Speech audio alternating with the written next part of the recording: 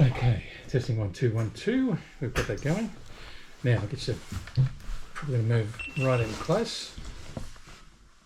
And we've got our tape going, so and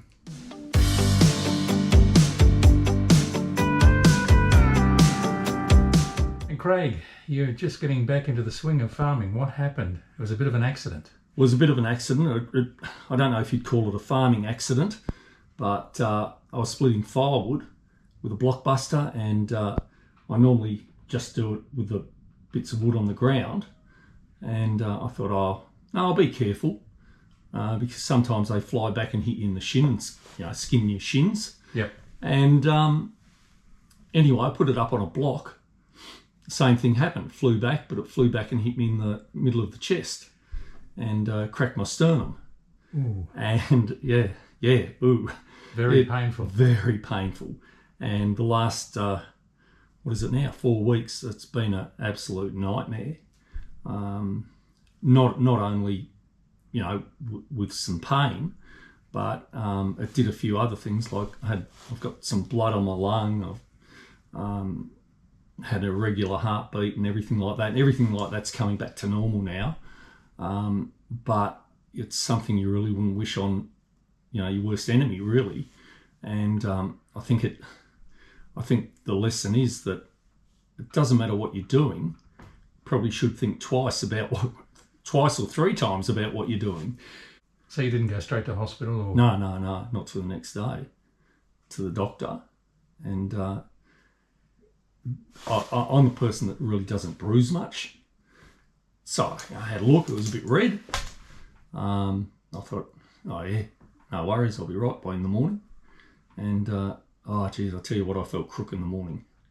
And for the next, over the last 4 weeks, so honestly, I thought I was dying. It was terrible. And I think people really should. Well, I've always been a bit gung ho, but I'm not anymore. I tell you that, because I wouldn't want this to happen again.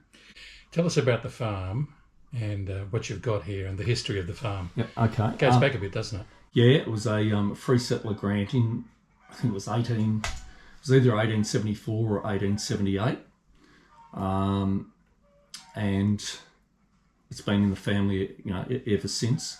We've got cattle here, we grow potatoes, we grow peas, and beans as well. Unfortunately, this year I had big plans on increasing the number of potatoes. We predominantly grow pink eye potatoes. We've been growing those for 25 years or more. Where do you market those to? Usually we just sell them from the gate, and you can't get enough of them because we've been doing it for so long. Once you get a bit of a name, and like I'm a person who,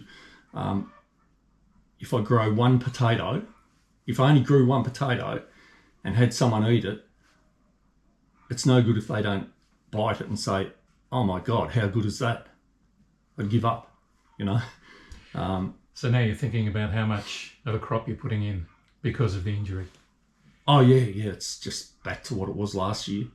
I was going to actually double it because, as I said, I couldn't keep up with it last year. I think I probably could double it, but time's running out for, to get all the seed, to prepare the ground, to get it in, because we always like planting them middle of August to the end of August, and then the time frame then of them growing is that we start harvesting them a week or 2 before Christmas, and that's when the big sale period for pink eyes is. And I suppose with the recovery, you don't really know what you don't know because you haven't been through it before.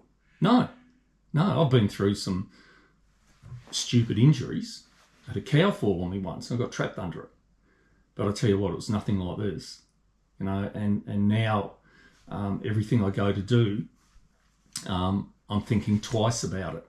Like, oh, should I be even picking up a bit of firewood, to put on the fire? Oh, should I be doing this? Should I be doing it this way?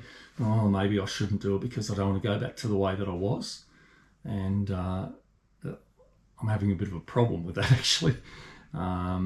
Yeah, so I'm starting to come right now. I've still got a bit of a cough, but I was one that never used to sort of worry about injuries and stuff.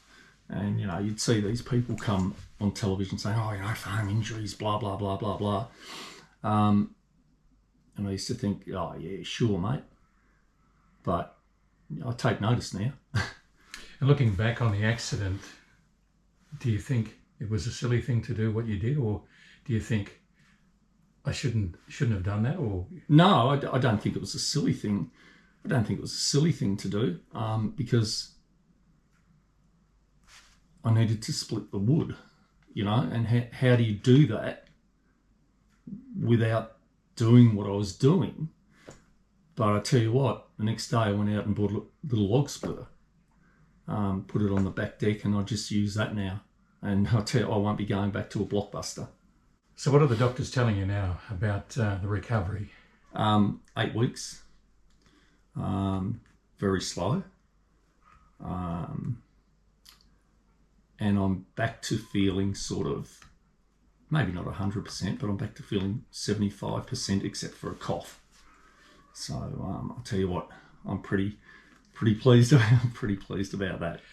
What have you learned from this incident? And what's your advice to other farmers out there who might accidentally do something like that? Everything that you do, think about it. And think about the consequence. Because it's not only like